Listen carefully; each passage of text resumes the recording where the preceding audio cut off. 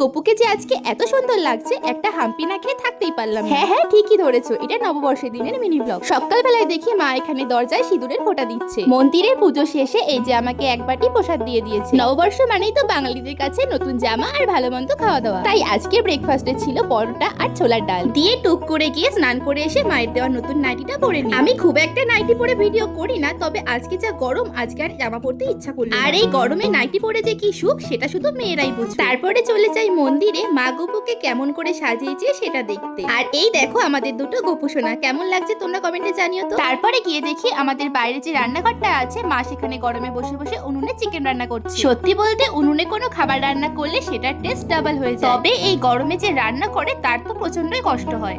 মা এখানে চিকেন কষাচ্ছে আর আমি এক পিস টেস্ট করবো না, সেটা কি হয়? তাই এই যে বাটিতে করে আমার আর ভাইয়ের জন্য নিয়ে নিই। তারপরে সন্ধ্যের দিকে মা আর ভাই বাজারে হালকাতা করে মিষ্টির প্যাকেট আর ক্যালেন্ডার নিয়ে এসছে। এগুলো ছাড়া তো বাঙালির নববর্ষ একদমই অসম্পূর্ণ।